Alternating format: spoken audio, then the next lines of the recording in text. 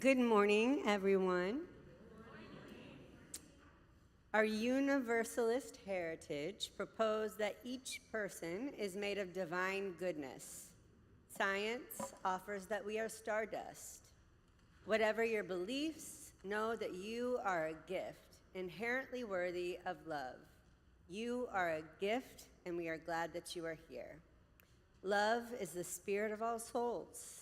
In this moment of our shared journey, may you feel witnessed and honored wherever you are on that journey. Let us now greet our neighbors, especially new or returning neighbors, or people with our names and pronouns.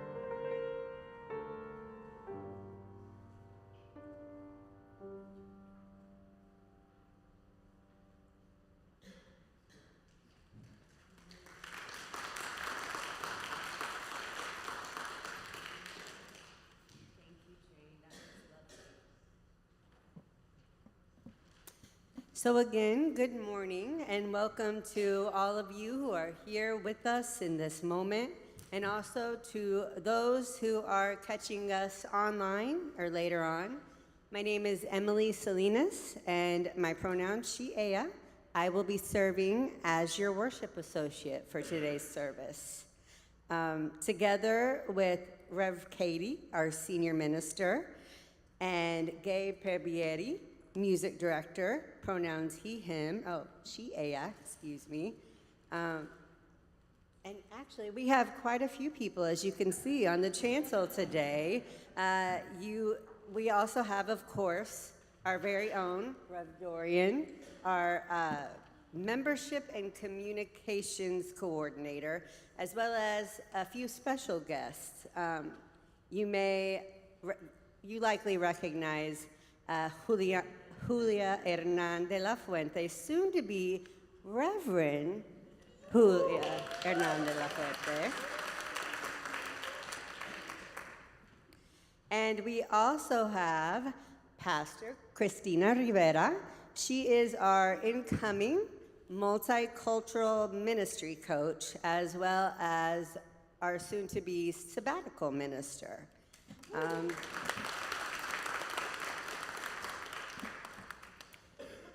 People of all ages are joyfully welcomed. People of all ages are joyfully welcomed in our service, and nursery care is available also if that option works best for you. Please do join us for coffee and conversation, as well as a special town hall today after service. You may notice at the end of your pew there's a connection card. I invite each of you who would like to please complete this card. It's a great way to let us know if you are in need of some extra support, if you have needs for assistance, new contact information, or just an interest, a comment, or a question. You would just place this in your offering basket as it comes around. Again, welcome.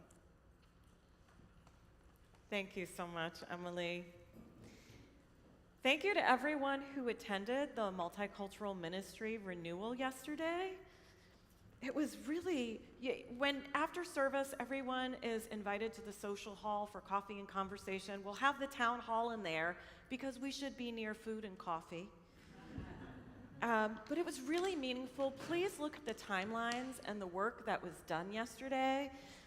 And I had this moment yesterday, sort of really awed by all of our engagement, and also awed by these two human beings who are powerhouses in our larger movement. And we like to say thank you with regalos acá. So thank you, we love you. Thank you for sharing your gifts with us. And as you heard from Emily, we have an ordination next week.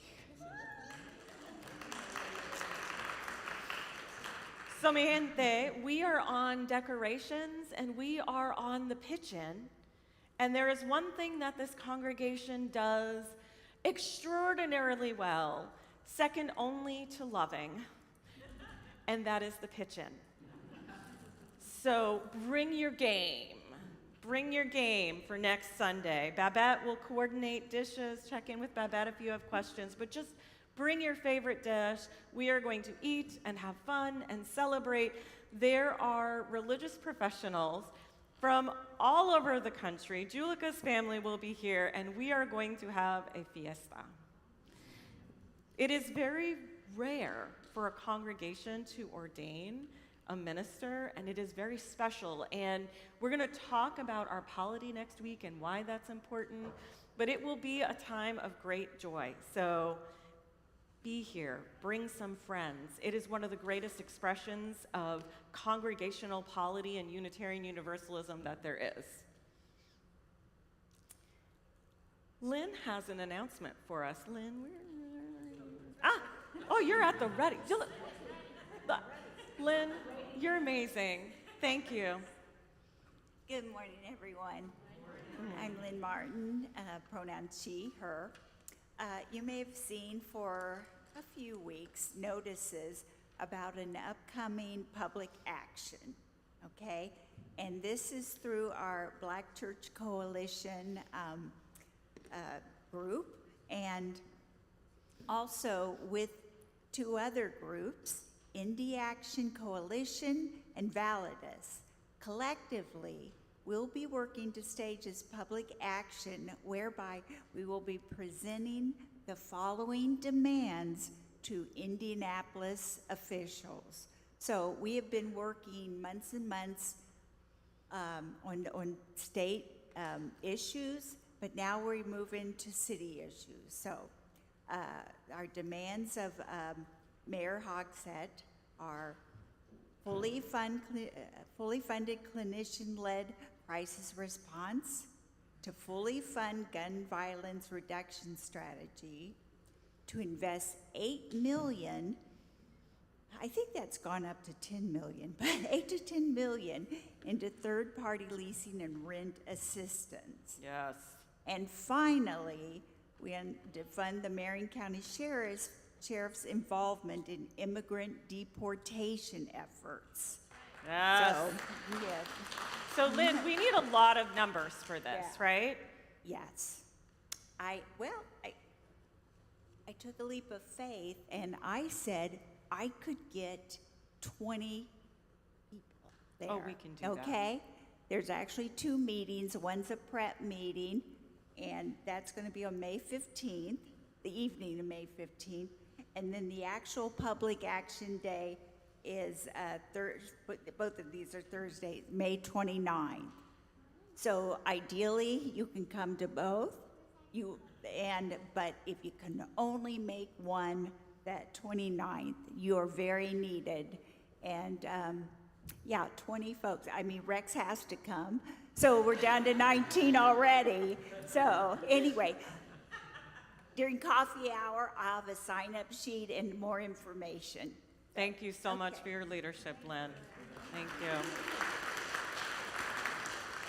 As we continue our time together, let us acknowledge the land itself and those who've sustained it throughout the generations. We are upon the unceded land of the Lenape, Miamia, Kaskaskia, Shawnee, and Kickapoo people who were pushed from their land and whose children have been stolen for generations.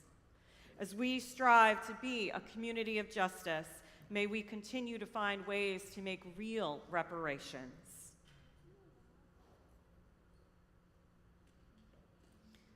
Let us center ourselves with these words of UU Minister Reverend Max Coots on gratitude. Let us give thanks for a bounty of people. For children who are our second planting, and though they grow like weeds and the wind too soon blows them away, may they remember fondly where their roots are. For generous friends with hearts as big as Hubbard's and smiles as bright as blooms. For feisty friends as tart as apples. For continuous friends who, like scallions, keep reminding us that we've had them. For crotchety friends as sour as rhubarb and as indestructible. For funny friends as silly as Brussels sprouts. And serious friends as complex as cauliflower and as intricate as onions. For friends as unpretentious as cabbages, and friends like parsnips who can be counted on to see you through the winter. For old friends nodding like sunflowers in the evening time, and young friends coming on as fast as radishes. For loving friends who wind around us like tendrils and hold us despite our blights, wilts, and witherings. And finally, for those friends now gone, but who fed us in their times that we might have life thereafter. For this bounty of friends and for friendships near and far, we give thanks.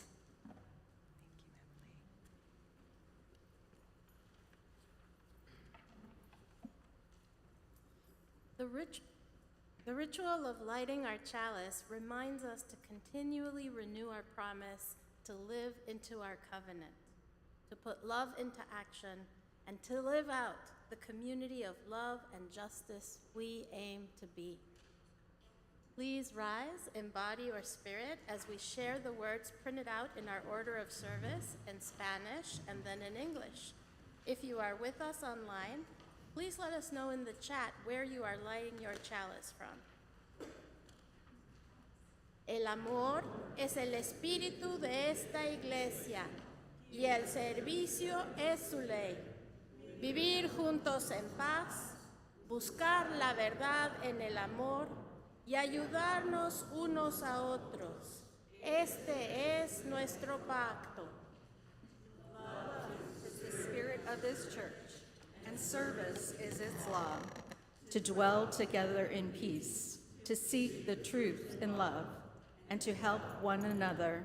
This is our covenant.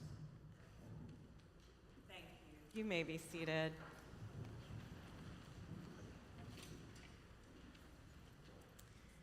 So I have a question, and maybe someone on the blankets would like to answer this, or anyone else is welcome to answer this question too.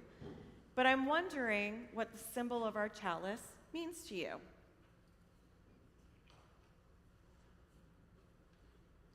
Anyone? It's a beacon of light. I love that. Renewal. How about you, Celeste?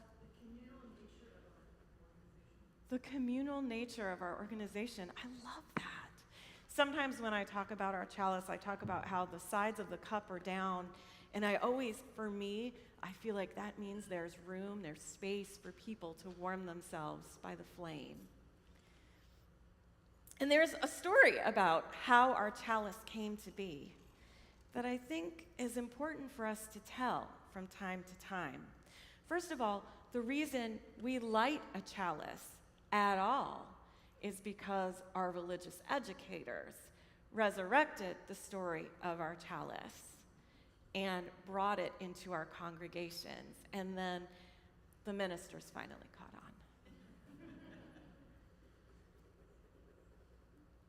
The tale of the flaming chalice begins during World War II in Eastern Europe. Many people, including Unitarians and our Jewish kin, were in great danger from Nazi soldiers. And a group of people from Boston, Massachusetts, which is where our home office is in the United States, formed what was then called the Unitarian Service Committee. And it was led by Charles Joy. Some people like to say that Charles Joy was charged with a secret mission. He had a special office in Portugal and worked with many people to find safe paths for people trying to escape the dangers of that time. And we're going to talk a little bit more of about those dangers later. And he felt like we needed a symbol for our work, one that could be recognized, one that didn't need any words. So even if people spoke different languages, they would know who was there to help. So we reached out to an artist named Hans Deutsch, who had escaped from the Nazis in Paris, and he asked Hans to create a symbol that would help them to be recognizable. It was like a branding campaign for freedom. Hans took inspiration from an old symbol in Czechoslovakia. It was a chalice with a shiny flame on top. This chalice represented giving and healing, while the flame stood for the spirit of kindness and sacrifice. When Charles Joy shared this with friends, that this flaming chalice captured the spirit of our mission, this flame became the symbol for the Unitarian Service Committee. And if you look at it's now the UU Service Committee, but if you look at their symbol now, what you'll see is a flaming chalice that is set off to the side. That symbol of hope and freedom is still recognized in Europe today, and the reason it is offset is a nod to our Universalist heritage because there's a document called the Winchester Profession of Faith from the late 1800s where our Universalist kin declared radically for their time that the path of salvation was not through Jesus, but could be found. First of all, salvation is for everyone. This is a Universalist notion. But that they believed that there were multiple paths, multiple faiths that were valid, so they de-centered the cross. And if you've ever noticed me get particularly feisty when the pulpit gets moved to the middle of the chancel, that's one of the reasons why. We don't want to center the word, but we also want to recognize that there are multiple paths. So we don't put any one person entirely in the center with their voice. Years later, the flaming chalice traveled far and wide, and it was in the 80s that the religious educators began to bring it back, or that was when the ministers finally caught on to the good stuff that was already happening. There's also a story attached to the symbol of the chalice that there was a person who was in a Nazi prison camp who would draw a flaming chalice in the sand every day and say the words, "Pravda vitezi," which means truth prevails. This simple act, she reported, gave her the strength to face each day. That is a bit of the meaning that is embedded in this symbol of hope and freedom that we light each Sunday. So I hope you take this story with you. And from this moment forward, as we light the chalice, let us call in the strength of our religious ancestors and give the chalice the meaning that it was birthed into this world to have as we layer on what it also means in our own hearts. Thank you. In the spirit of gratitude, Rev Dorian and I, on behalf of the staff and lay leadership, want to thank the many, many people who volunteer. See, congregations only get things done because the people make it happen. Staff is here to operationalize the bold vision of the board, which is elected by the congregation. And then we help provide the infrastructure and organization so that the congregation can do the work. The special sauce of All Souls, the love that is this spirit, is in each of you. And it is embodied by the work that you do. Now, yesterday, Virginia was here creating these beautiful bouquets that we're going to invite you all to come forward in a moment. Every single person who's volunteered here to please claim a bouquet and these wonderful stickers that Rev Dorian designed with love. So we can say thank you. But Virginia Snell, these are for you because you should have your own bouquet that you didn't make.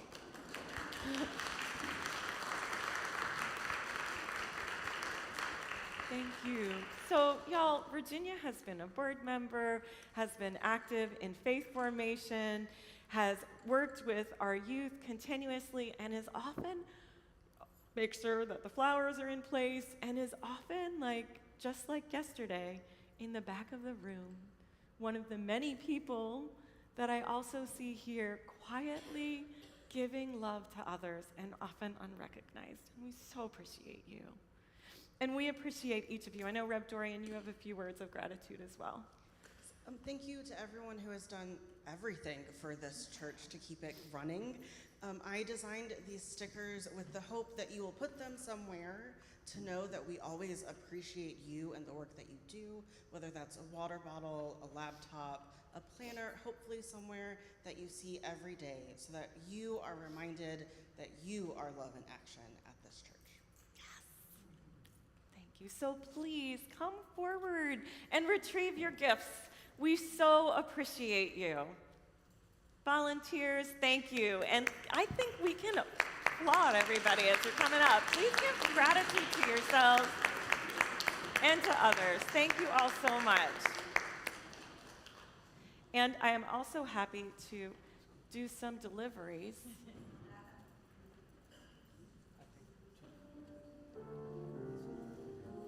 I will set this here for you.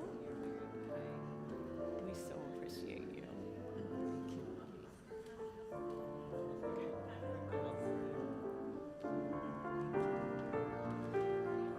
We can make 2 lines. It's fine.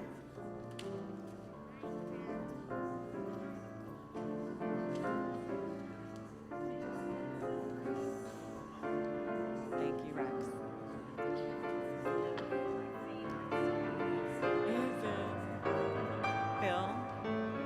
Thank you. Thank you, Jackie. Thank you, Yuko. Enjoy. Thank you, Kathy.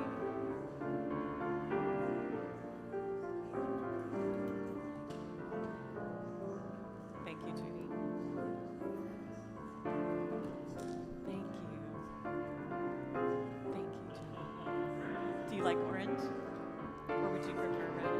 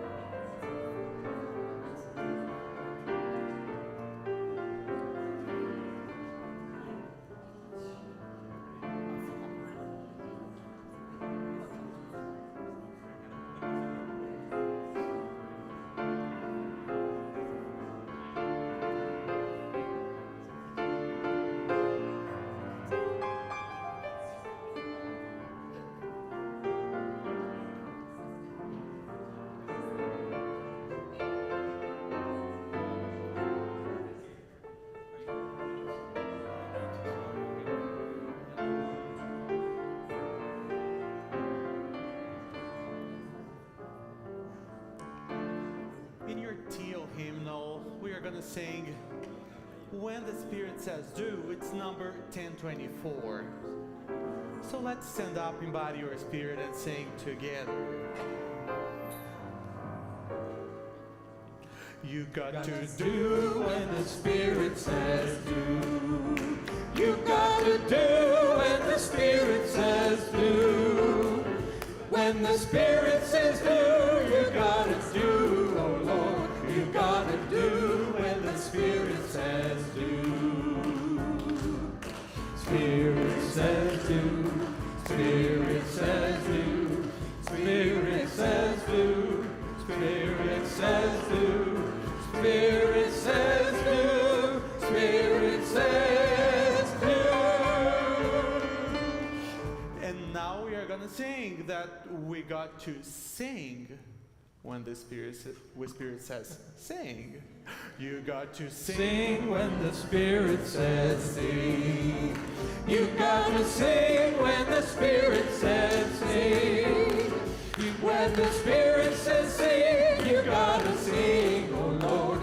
You gotta sing when the Spirit says sing. Spirit says sing. Spirit says sing. Spirit says sing. Spirit says sing. Spirit says sing. And now, you gotta clap when the Spirit says clap. You got to clap when the Spirit says clap. You got to clap when the Spirit says clap. When the Spirit says clap, you gotta clap, oh Lord. You gotta clap when the Spirit says clap. And now, you got to laugh when the Spirit says laugh. You got to laugh when the Spirit says laugh. You gotta laugh when the Spirit says laugh. When the Spirit says laugh, you gotta laugh, oh Lord. You gotta laugh when the Spirit says laugh. Spirit says laugh. Spirit says laugh. Spirit says laugh. Spirit says laugh. Spirit says laugh. Spirit says laugh. And now we're gonna do again. You got to do when the Spirit says do. You gotta do when the Spirit says do. When the Spirit says do, you gotta do, oh Lord. You gotta do when the Spirit says do. There's up. Spirit says do. Spirit says do. A little louder. Spirit says do. Spirit says do. Spirit says do. Spirit says do.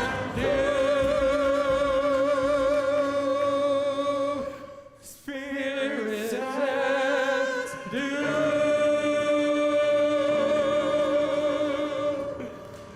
Thank you.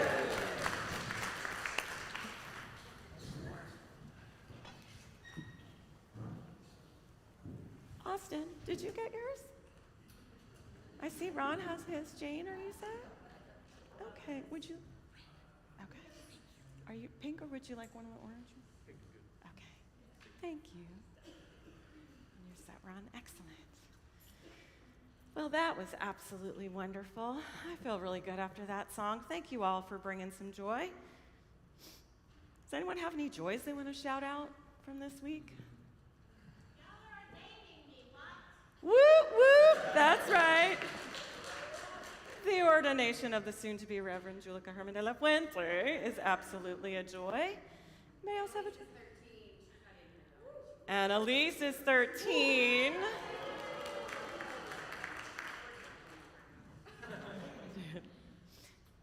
So we can say thank you after, we can say happy birthday after service. And please, Mom has officially, Kyla has officially given us carte blanche to bust into happy birthday or otherwise share a happy birthday. Any other joys in the space today? Being with family and, I'm sorry? My son is coming next week. Your son is coming next week. All right. Awesome. Oh, this is good. What else you got? Let's who else has got? Grandkids. Got to see the grandkids in San Francisco. I love it. My daughter's graduating. Yes, that's right. Bella up in the booth is graduating.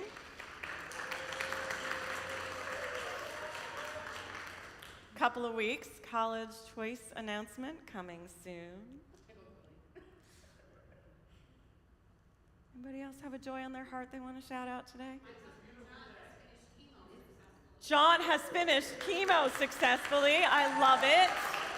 Woo, that is huge. Emily Cook. One of my residents can now walk again, which means that he can go out of nursing home and go to church and home with family. Oh.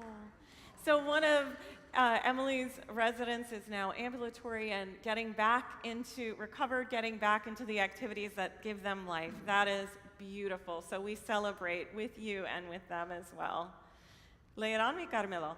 Lydia is graduating. That's right. Lydia's also graduating in 2 weeks. That's right. And Ellie's graduating. Woo. Oh, Ace's got one. Angela's birthday's tomorrow. Ah, Angela's birthday's tomorrow. All right.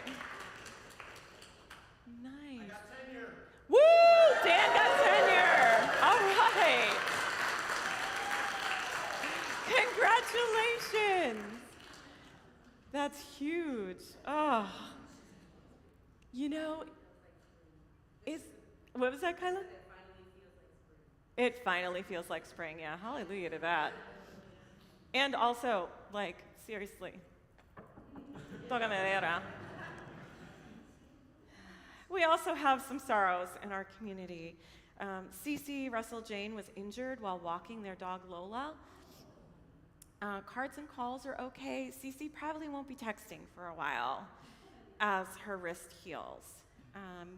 William McConnell lives in Muncie and is asking for prayers for a hearing on Monday.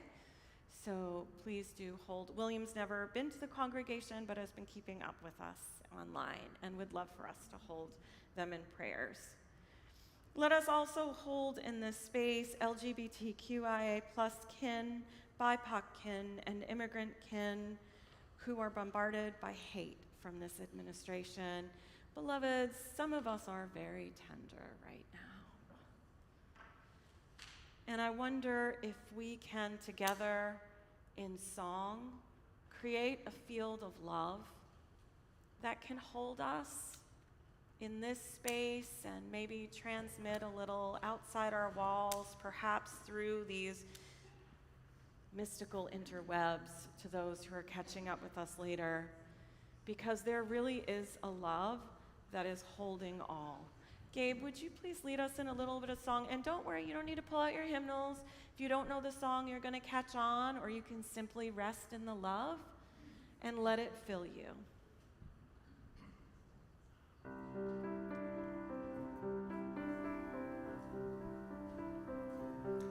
We know this song. There is a love.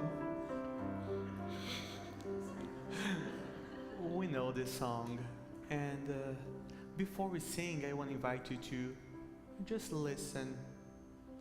Just take a moment to breathe. And then we're singing together. Just take a moment to feel the love for yourself, to feel the love that we have among us here.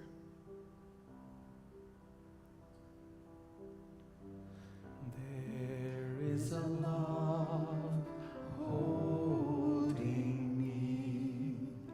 There is a love holding all that we love. There is a love holding all. I rest in this love. And as we rest in this love, I want to invite you to feel your body a little bit. So can you just move your right shoulder a little bit?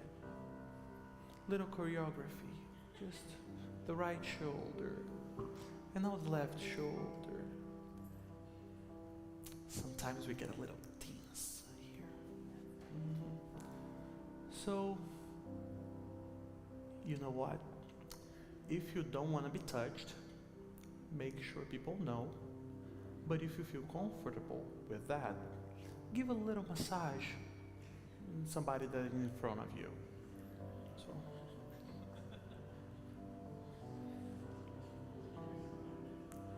And we are singing that the love holds us. There is a love holding us. There is a love holding all that we love. There is a love holding us. We rest in this love. We talk a lot about love in action. Yes, we do have the spirit of love in our lives, but we are also love to somebody else's life. That's the action. We are the action. So I want to invite you to stand up with me, and we're going to sing one last time, only the voices, so we can really focus on one another. And feel free to look around. Feel free to share your love. There is a love holding us. There is a love holding all that we love. There is a love holding all. We rest in this love. Thank you.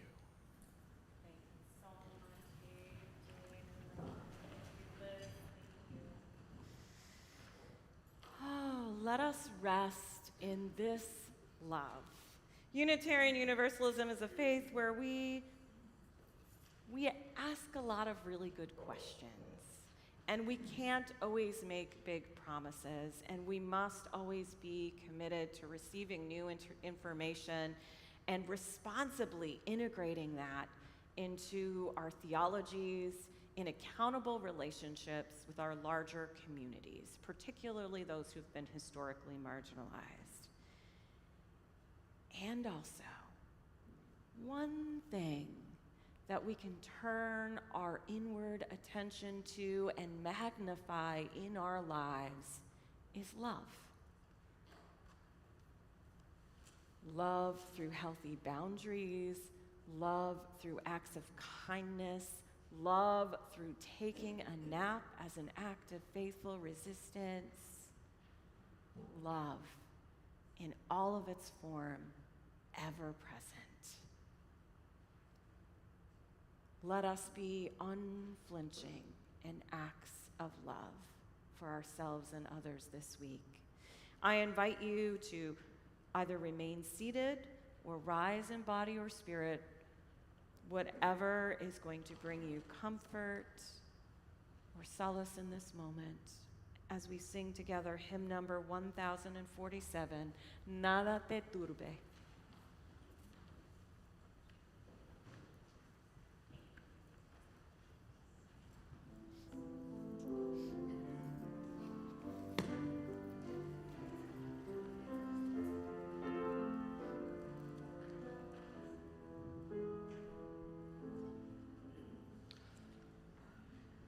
Nada te turbe, nada te espante, quiera Dios tiene, nada le falta, nada te turbe, nada te espante, solo Dios basta. And in English. Nothing can trouble, nothing can frighten those that take God shall never go wanting. Nothing can trouble, nothing can frighten. God alone fills us.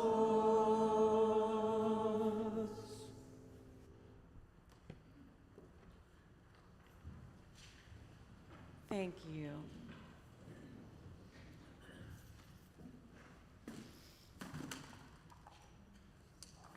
I've been seeing a lot of memes lately on social media referencing, honestly, different periods of time where there has been great upheaval, genocides like we are seeing continue in our times, and so much more.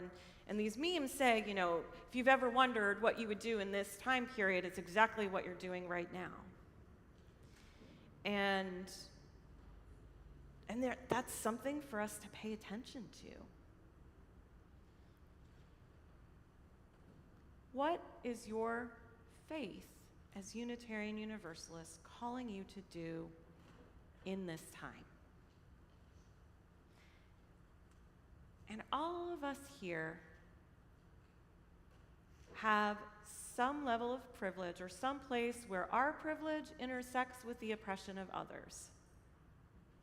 And the only way we untangle that knot and build strong solidarities is by being in true, accountable relationship and having deep, difficult conversations and doing work together. Not the kind of conversations where we have permission to harm people in the space. We can work some of our stuff out with allies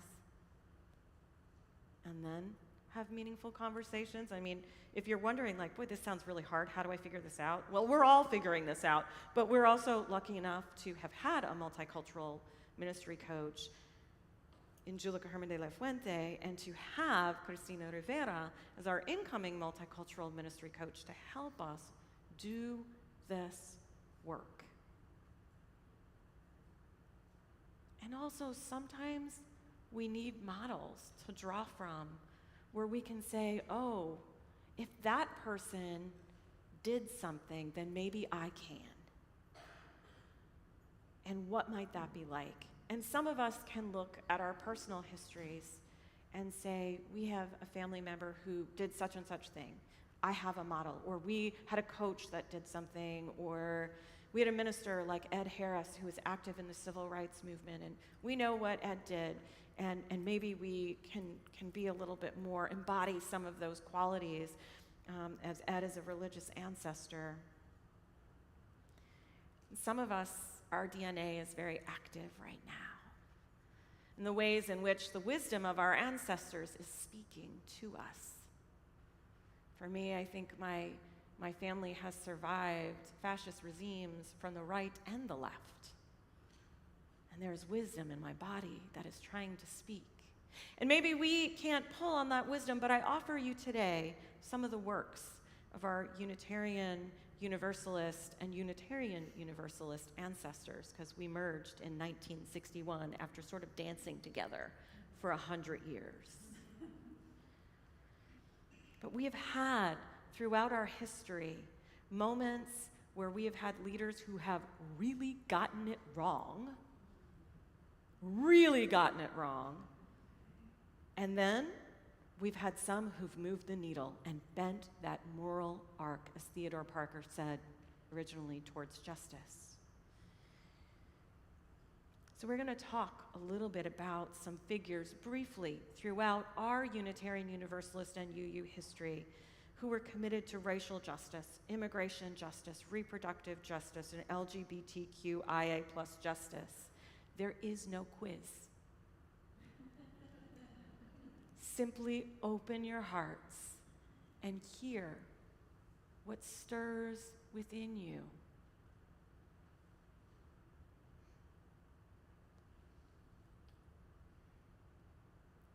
When I told the story of our chalice, there is another piece to that story, because a literal call rang, a phone rang, probably it was a party line, but it rang in the home of a Unitarian minister, Waitzel Sharp, and his wife, Martha.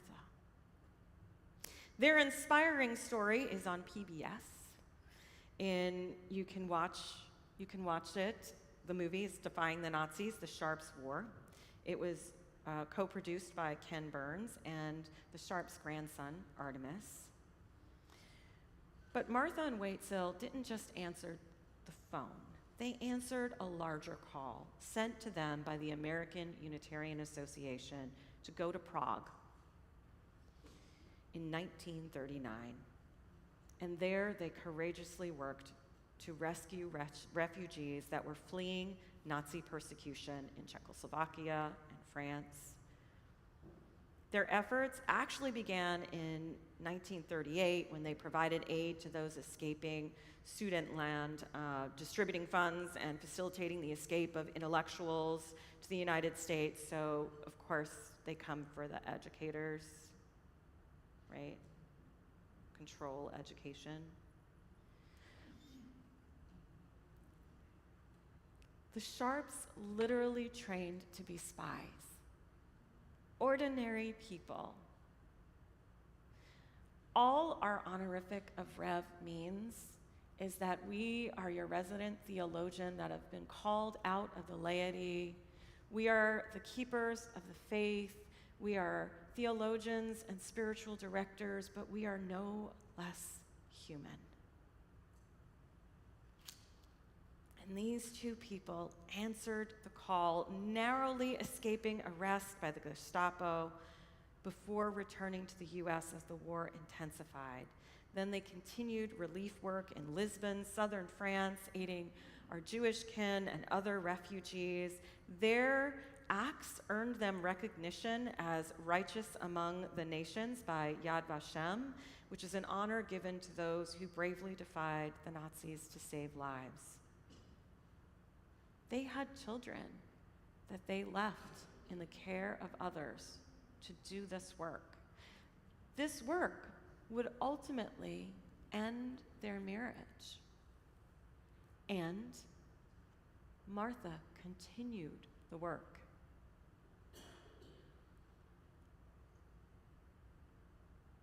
Theodore Parker, a Unitarian minister, was also an abolitionist in the 19th century. And according to accounts, Parker kept a loaded pistol on his desk when he worked on his sermons, reportedly so that the gun was a symbol of his commitment to fighting against the injustice of slavery. Meadville Lombard graduates, so we have two Unitarian Universalist seminaries, Starr King and Meadville Lombard. And for those of us who graduate from Meadville, we have Theodore Parker's desk. And our degrees spend some time on that desk before they come to us as a reminder of our heritage and our charge. Parker was a white ally who believed that the use of force was sometimes necessary to resist tyranny and protect the rights of the oppressed. Another hero who was a powerful educator that shaped a community for generations was the Reverend Joseph Fletcher Jordan in 1904, who was the third Black Universalist minister to be ordained. And Joseph Fletcher Jordan founded the Suffolk Mission, which was a school in Virginia. This school lasted generations, with his family and people from the community continuing to keep it going after the Universalists defunded it. This school remained the heart of the community and functioned much like a community center as well. This was powerful, radical work. In the early 1900s, one of our ancestors, John Hayne Holmes, co-founded the NAACP. We also remember the names of the Reverend James Reeve and Viola Liuzzo, who was a mother from New York. Both were martyred during the civil rights movement. I see Jim Scrimenti, but I don't see Betty Scrimenti today. But Betty Scrimenti, often in the pews beside you, worked with SNCC and continues to fight for justice. UUs have long advocated for racial justice, explicitly affirming movements like Black Lives Matter and committing to accountability in its pursuit of equity. This commitment is further exemplified through initiatives addressing social injustice and systemic oppressions. We have fought for reproductive justice and voting equality for more than a century. Sheroes like the Reverend Olympia Brown and Frances Ellen Watkins Harper, look her up. So many of our leaders labored so that women would not be second-class citizens. And we, Unitarians and Universalists, were side by side with Margaret Sanger, the inception of the first Planned Parenthood. And there is a complicated story around that we will get to one day that is important also to tell. But reproductive justice, and I actually being able to trace our roots back when I was being interrogated by the state's attorney, was able to quote this history. Why do I know that this is a tenet of our faith, to have access to reproductive care? Because we've been fighting for it. Amen. Right? And I think also of the predominantly women ancestors who are unnamed, who got trained in providing reproductive care, who created secret networks to make sure that people with uteruses were safe and had choices.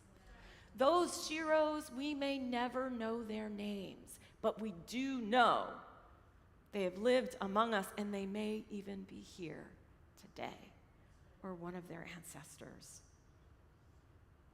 And I also know that there are people here and people in this congregation who made sure we have a Planned Parenthood in Indianapolis, who made sure that ACLU was in Indiana. And in relation to immigration, UU congregations have actively offered sanctuary to populations that needed it since the 1960s in the United States. And responding to recent policies that threaten our safe spaces, the UUA is a part of a multi-religious lawsuit against the Trump administration's immigration enforcement actions at houses of worship, emphasizing our moral imperative to protect our immigrant kin.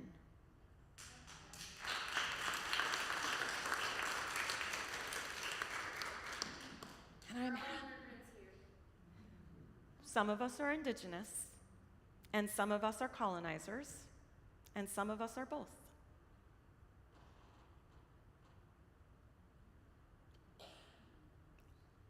Within my body, I hold the oppressed and the oppressor as a multiracial person. And this is some of our work that we get to do in community and with our multicultural ministry coaches. And if anyone has questions about the immigration work we're doing, I'm happy to talk to you about that off camera. The UUA's support for our LGBTQIA+ kin is profound, having passed resolutions since the 1970s to affirm our rights and our dignity for individuals, culminating in widespread support for marriage equality. Today, a significant portion of our UU religious professionals identify as LGBTQIA+, which reflects this ongoing inclusiveness. And once a year, and you've noticed Gabe and I sort of disappear to go to Finding Our Way Home once a year, which is a gathering for BIPOC religious professionals. And since I started attending, our number seems to double every single year. It's like global majority, represent. It is so beautiful. So in these times when freedom is on the line, I offer you these stories of our history in calling for freedom and justice, for calling for love in the presence of hate and oppression. The signs on our building, the flag on our chancel, the symbol of our chalice, these are reminders to those among us who have hate and fear sent our way daily that hope lives, that there is a place where our worth and dignity is affirmed. These symbols are also a call to action, to organize, to build solidarities in our communities. Beloveds, we will not remove these symbols, and we will draw them in the sand if we need to, for ourselves and for others, as we resist the horrors of this time and demand that truth and justice prevail. This is a spiritual mandate, a call for a commitment to co-liberation, because, beloveds, none of us is free until all of us is free. So I ask you, what is your call this week? And will you answer it?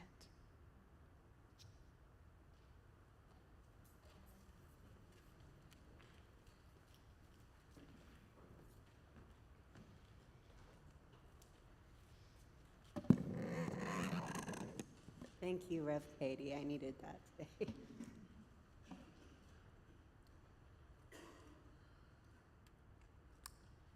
This week, we are sharing our offering plate with Interfaith Power and Light. The Interfaith Power and Light website states that they bring a much-needed spiritual and moral voice to today's eco-challenges. We need this, don't we? As a people of faith where religion, science, and reason meet, please say this after me. Climate change is real, and we must stop it. Climate change is real, and we must stop it. To contribute, you can gift cash or a check into the collection plate. If you are online, you can go to allsoulsindy.org, where you will find a link that says Give to All Souls here on the left side beneath the description for today's service. Please do indicate if your gift is a pledge payment or if it is for Share the Plate if you're paying online or using a check. Again, thank you all for your generosity in supporting the mission of All Souls and for your continued love for one another and this world. The morning offering may now be given and gratefully received.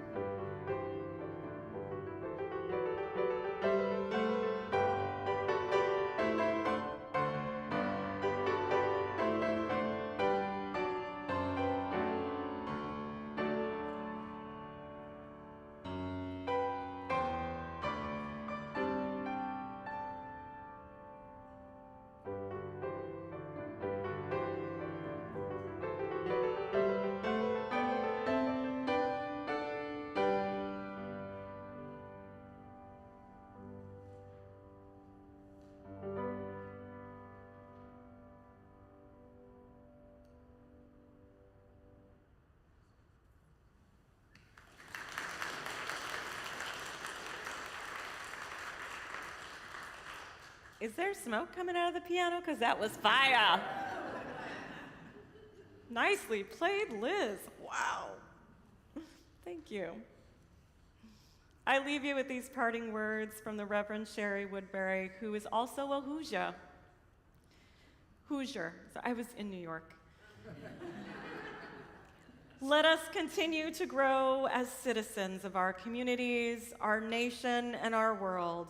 Let us work to build the common good for ourselves and the generations to come. May it be so. Amen, and blessed be. And ending our service, I invite you to stand in body or spirit and sing the hymn number 1028, the teal hymnal, The Fire of Commitment.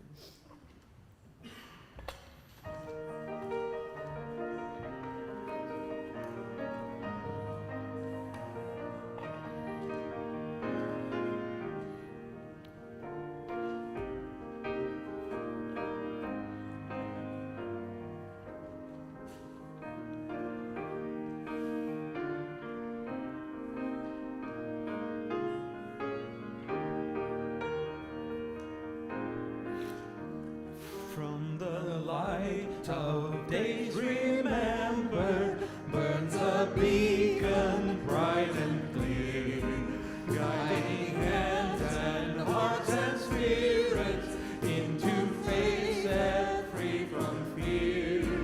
When the fire of commitment sets our mind and soul ablaze, when our hunger and our passion meet to call us on our way, when we live with deep assurance of the flame that burns within, then our promise finds fulfillment and our future can begin.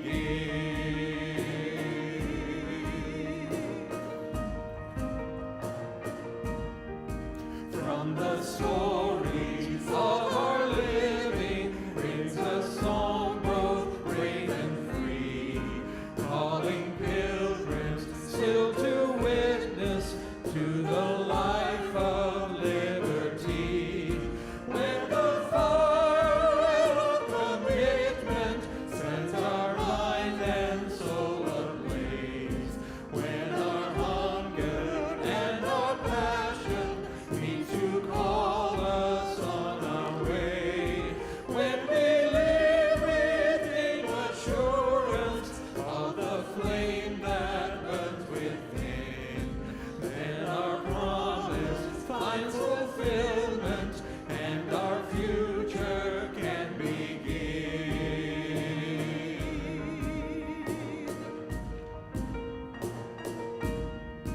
From the dreams of youthful visions comes a new prophetic voice, which demands a deeper justice bring by our courageous choice.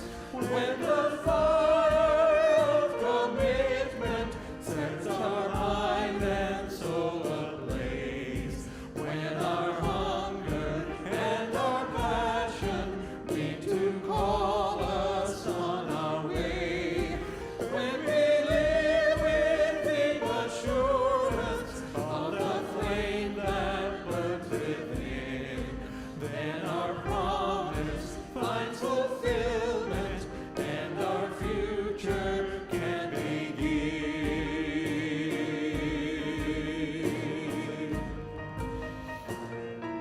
Have a good rest of your day. Go and enjoy your coffee and chatting.